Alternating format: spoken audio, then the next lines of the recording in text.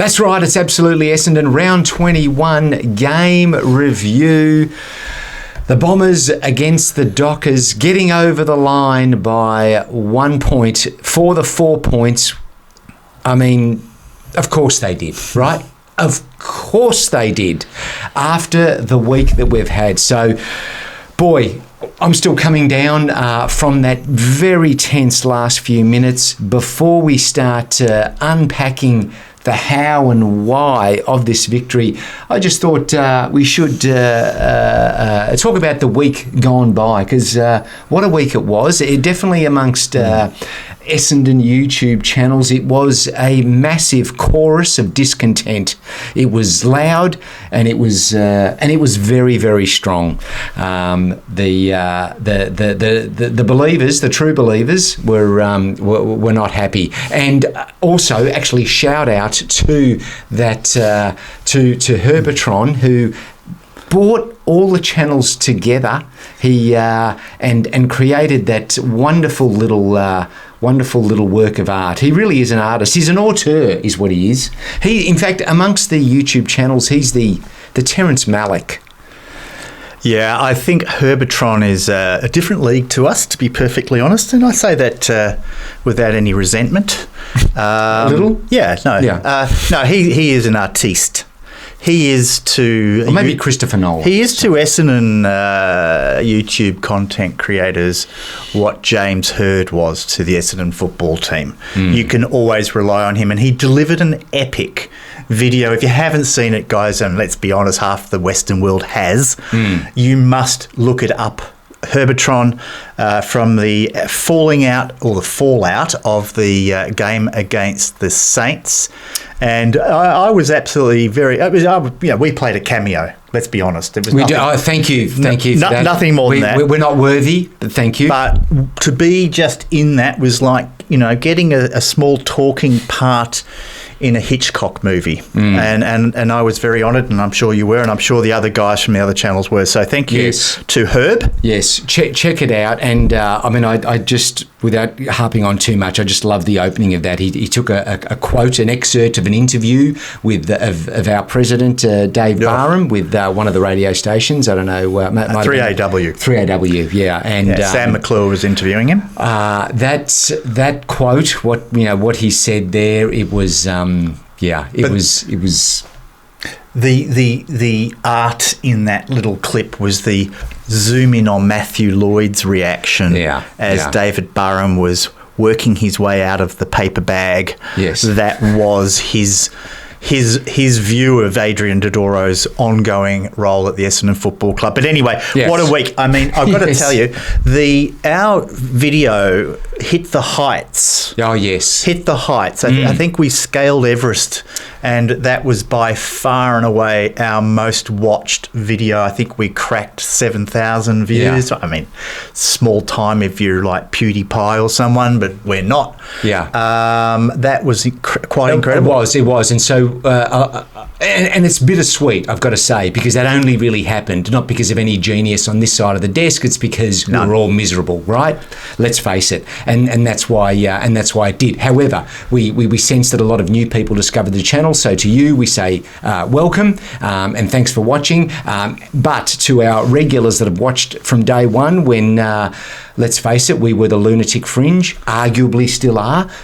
We especially thank you to help us keep things going. Look, the comments on the in the comment section from our wonderful community of very astute football observers. Guys, life is short. Can we keep them down to about 5 or 6 sentences? No, there's a lot of good stuff in there. There's a lot of good stuff, and it was just interesting to get all the different viewpoints as to how we got to this current state of malaise, which was last week. Because today the Dons got up. We now have 11 victories. We finally got there. We're still sitting outside the 8. But we got over the line by 1 point after being down by 25 points and by doing so much wrong in this game again. So much. But they got up, they answered, they fought back, and that last 2 minutes was euphoric. Yeah, look, maybe I just wanted to ask a question about this. How much of the performance against the Dockers was motivated by the heat that fell upon that football team during the course of the week leading up to the game? There was clearly a different team out there than what played St Kilda. Would that be fair to say? I know there was some mistakes, and I don't want to talk about negative stuff. We've had a lot of that recently, but I just wonder though, does it? And it was like when we got up against Collingwood a few weeks ago after losing poorly to Geelong, and it seems to me that this is a repeating pattern. Like, I'm glad we won. I think we all are. Let's enjoy a win. Yes, but does that mean next week they're going to go back to sleep again because, we're going to take a little heat off them this week? Well, this is the plight of being an Essendon fan, isn't it? You don't know what you're going to get. Yeah. It's just a week-to-week... It's an abusive relationship. We've talked about it before. It sure is. But we're having a good week. But you bring up a good point, because I was thinking about things a lot during the week. And, I mean, that Anzac Day game, for example, I still go back to that. And that was just sheer will and grunt and brute force that got us to that draw. Yeah. It was not skill. Was it? Is that what this game against Fremantle? Are you seeing the same qualities in that result? That's why I'm saying it. There was a lot of still unfortunately poor decision making. There was again problems going inside that forward 50. Yeah. But hey, they got over the line because I don't know what happened. I don't know what switch was flicked. Can I give you a clue? Herbertron's video? The Edge. Oh, no. We were quick to write it off. Oh. And I think we were premature. The Edge is real, and it was back against Fremantle for parts of the game. I got to say, that point by Sam Durham in the dying seconds was just way more important than his goal in the Dreamtime game. Yeah, sure was. Yeah, absolutely. Look, he knew it. He only had to kick a point, and that was but he nailed job it. done. He could have gone off the side of the boot. He might have been aiming just for the points. Running at speed, he probably was. Just to make it, more subtle, more artistic. Twist the knife? Yes, just a point. Be gone, Dockers. Yeah, there you go. Sammy, look, yes, I think you're right. That point was necessary.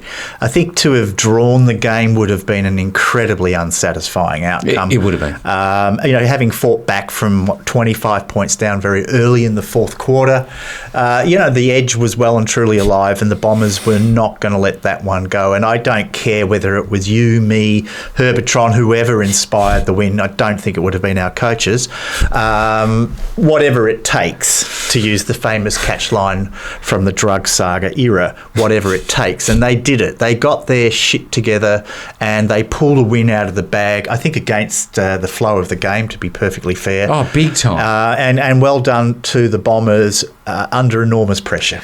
Absolutely. And winning by that 1 point, which, do you know what is the most frequent winning margin in the game of AFL?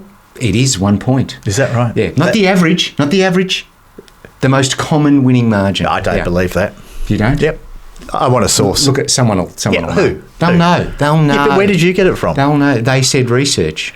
A reputable firm. That company. Yeah. So let's talk about the game. I thought, we got out to a pretty good start in the first quarter. It was a bit of a shootout, to be honest, wasn't it? It was. I think it was 5-4 in that first quarter, five for us. Yes. So one of our better first quarters, but still defensively the team looks very, very shaky. Yeah. And, injuries, no doubt. I think we're missing Ridley from this game. Yep. Of course, the well-documented absence of players like Baldwin, Reid, Mackay. I'm just not feeling it with him at the moment. No. So let's look forward to next year when hopefully Zach Reid can make an impact on the side. But defensively, they were scoring rather easily, I felt. Yeah, they were. I think in the first half they'd scored 6 goals from defensive transitions. Right. 36 points of their 54-point total score. Is that right? So that was a bit of an indictment. That's interesting. Yeah, I mean that doesn't surprise me. I think that's been a problem all year for us. It has. Teams are able to sort of transition very effectively against us, and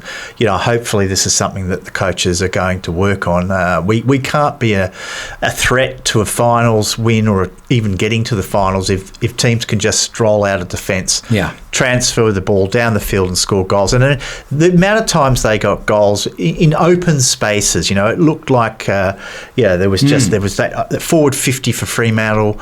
You could roam freely around it. Yet in the opposite end, when it came into our forward 50, it was so congested, wasn't it? Yeah. So it's just our inability to do the same to opposition. In other words, to move the ball out of the defensive 50 cleanly, quickly, efficiently, and get the ball into the forward line, hit a target on the run, on the lead. It's just more of an accident than anything we do by design. And clearly that's got to be another area for our improvement, is to become far more efficient at those forward 50 entries and our efficiency inside 50. So, but in the end, they got there. I think they got there really by hard work. I'm not sure it was necessarily pretty, but, they did do the job. But in the middle two quarters of that game, you just got a sense that the Bombers were going to fall in another hole.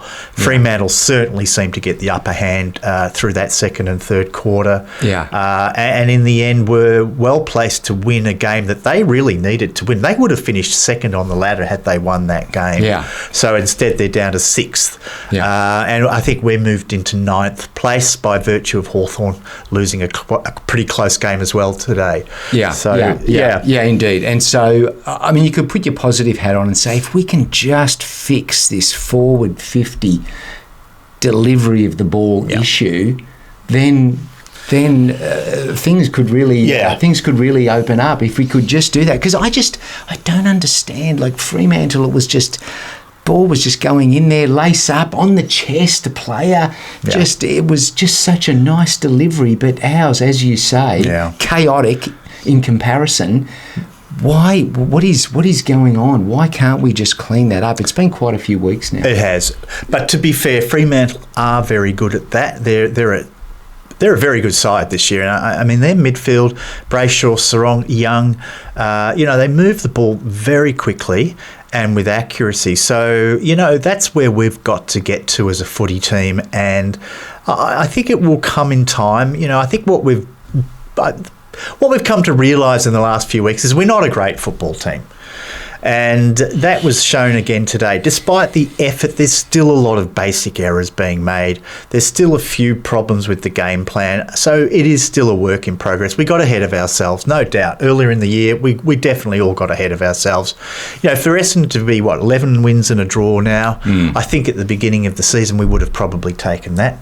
I think the anger has been at the way in which the collapse has happened in the last few weeks, just the really dropping off in the basics, these fundamentals of the game. We're just not performing them properly. But in reality, I think we're probably sitting around where most people would have had us at the beginning of the season. So there's a lot of improvements there. I'm going to say we are a better side than we were last year. I wouldn't have said that last week, but I saw today some signs of improvement. And I think, importantly, some selections that were made during the week. Thankfully, this club has read the room and gave some chances to guys like Brian. They debuted Archie Roberts. Davey got another run in the seniors.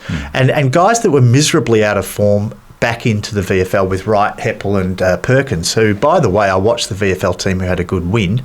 Wright looked just bang average. Perkins looked bang average. So, if those guys were going to go back to the VFL and prove the selectors wrong, they certainly didn't do it. Whereas there were players like Sartis and Hobbs and others that were pretty good in the VFL side. But Perkins and Wright, I don't think they should be playing again this year. Oh, okay. Well, Archie Roberts did okay, I thought. I thought he did okay. I can see why you've been very keen to have him in the side. I'm a little bit excited by him. He looked good. I think he looked... I mean, you always look at these young kids when they have a game, and no, they're never going to dominate possessions. I think he probably had about, 16 or 17 possessions, something like that. Pretty good, I thought. He turned the ball over a couple of times, but you could see the way he moved with the ball, the cleanness of his handling of the ball, and that left foot. He looks like he can kick the ball. And left footers like that, I love. We had one called Massimo D'Ambrosio. I was going to say, is he headed to Hawthorn? Gee whiz, wouldn't it be great to have both Massimo and Archie in that same team, because they look like players. And Archie in his first game, congratulations, he looked fantastic, I thought. Yeah, I totally agree. And what did you think of Nick Bryan's game? I thought he did pretty good. Good. I thought it wasn't a bad decision though to take him off in the end as bring for the sub, the smaller player, because he was sort of just getting caught up in the middle there and getting handball to at the wrong times, and we're just sort of coughing it up in pressure situations. But in general, pretty good. I'd keep him in the team. Well, we cannot go back to Goldstein. Actually, Goldie played in the VFL side. Oh, really? It was okay, as you should be when you're up against, non-AFL footballers. But Bryan, I think he had 19 hit-outs. Draper had 22. We won the hit-outs against a pretty decent rucking pair in Jackson and... what's his name? Tracy? Yeah, no, not Tracy. Darcy. Sam, is it? Sam. Sean, so many bloody Darcys. Just don't let it. Yeah. But they are a fairly decent pair, those two, and I thought our guys did well. So I think Bryan, Archie Roberts, these guys have got to stay in this. Just look, we've got three games to go. Let them have those 3 games. If we make the finals, great. If we don't, so what? Let's get some games into these kids. I think after seeing Laverty's game today, we've got to give Lewis Hayes a go. I mean, Laverty was terrible. I'm a fan of Laverty, always have been. I think he's a real clubman. He's a true warrior. Yeah. He'll do what he can do, but he's very limited in what he can do. He got absolutely pants today, and of course gave away that towering free kick with seconds to go, which Amos scored a goal from to level up the scores. I mean, all day Laverty was causing all sorts of dramas with poor disposal, not taking his man on, not being defensive enough, and was thoroughly beaten. So Lewis Hayes, I think his time is rapidly approaching for him to have a go in the senior side as well. Okay, all right, you have spoken. Can we just go back though to that last few minutes though? Speaking of the mids for Freo, because I just don't know what happened in that last. We just dominated the centre clearances, and we're just getting that ball out. And let's also just make mention that once Amos has kicked that, the score's now a level. That was Merritt there in the centre that got that ball out over to 36 Durham. seconds to go or something. Yeah, that was just Merritt to Durham. Nice. Saved the day again. Once again. I mean, he was great. I think our midfield really responded well this week after a very unimpressive performance last week, to be fair. Caldwell, certainly early in the game, was just fantastic. And he really is one of the real positives of this season. His partner in crime, Durham, also very good. But I was excited to see Darcy Parish coming back to some decent form. And when Parish and Merritt are on song, their connection at that centre bounce is just fantastic. And I mean, many times they were able to get the ball away from the centre bounce. And I think Darcy Parish ended up with more than 30 disposals. Yeah, I think 34, Wasn't the word that he was still a bit injured last week? He was certainly, he looked very rusty last week. And maybe he needed a run in the VFL. Anyway, that's history now. But he was back to absolutely his best form, and I think he showed how important he is to that side. If they can get the balance right between Merritt, Parish, Caldwell and Durham, then we've got the sort of foundations of a really exceptional midfield going forward. And then to add to that, and I'm not a fan, is I thought Dylan Shield was pretty good today as well in that game. He was. And did some really good clearance work for us. I don't think Shield will be a part of the club going forward. I think this is probably his last year, but he even added something today. So big time, he really did. But what I was just checking there while you were talking was because I like the form to be franked, right? So I just wanted to see how because we're recording this pretty much soon after the game. Straight after. The Saints are still playing Brisbane, so I just thought I'd see how they're smashing them, right? I was hoping the Saints were just having a big game. No, they're down by about 90 points. Yes, it just shows the magnitude of our turnaround, if you like, because they thumped us. Carry the 4 So does that mean we were terrible? Brisbane will beat us by 180 points? Yeah, right. I know.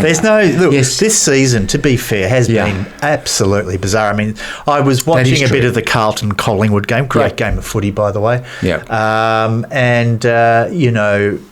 Down in the right-hand corner, I noticed Port Adelaide 71 points, Sydney 0.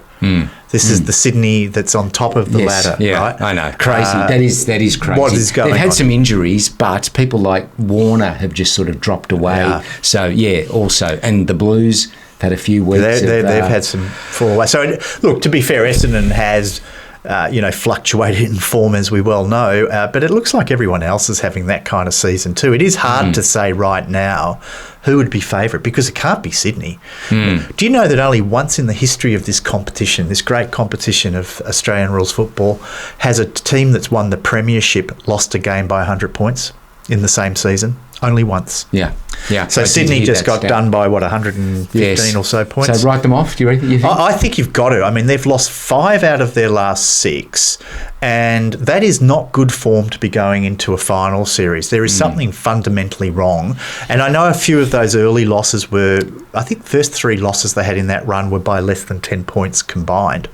But then it's gone out and it's then blown out again against Port. So, who's the team that's going to win the flag this year? I reckon it's really up for grabs, and I don't think any team is really standing out saying it's ours. Yeah. And I would be prepared to write Sydney off right now. Really? I hate to say it, but I think the Cats and the Bulldogs are the two that are probably showing some decent form. No, the Lions are looking... the Lions, of course, looking pretty good. I think they're the favourites, and Port Adelaide have kind of come from nowhere. They've come back, haven't they? To sit second on the ladder, I think. Second or third, wherever they are. So, I mean, the Bombers have had a pretty rocky road, but, to be fair, so have a lot of other clubs. And it delights me, as much as I don't like Collingwood, I was delighted to see the Blues going down in that game. And were you? I was delighted. Really? Yeah. I can't help but hate that club. I don't know why. Okay. There's no rational reason for it. I just despise them. They said that Collingwood certainly celebrated the Pendlebury milestone in great fashion. Yep, and we celebrated the great Kyle Langford's milestone game in true, equally great fashion. True, very true. 150 games to King 150. Kyle. He's king again. King Kyle of Langfordia. He wasn't reasonable.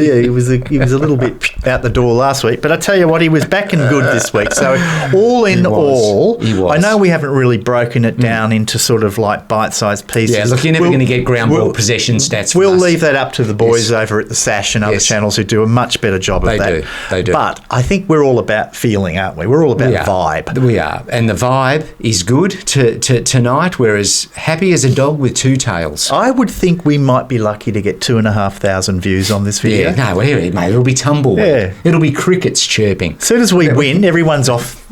That's right. Turn the barbecue on, yes, that's right. 6 pizzas. We're going out for dinner tonight. Right. But don't you want to watch Absolutely Essendon?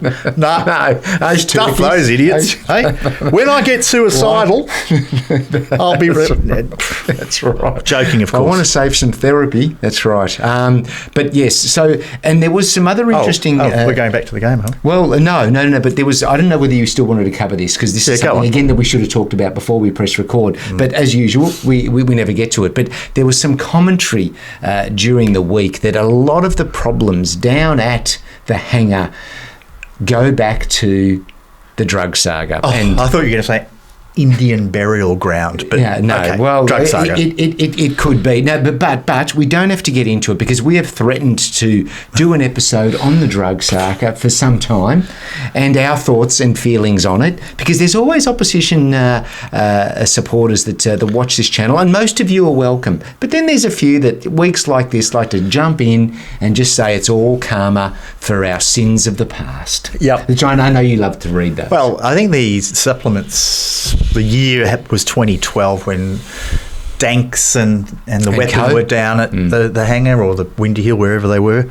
So it was a little bit after our losing run, to be fair. So what was the karma that caused us not to win a final from 2004 to 2012? Right, we've been shit for a long time. Yeah, but I will say this much: I do agree that there is a lingering stink down at the hangar, and I think it is all about a club that lacks ruthlessness, and a lot of that could be as a consequence of what happened during those dark days.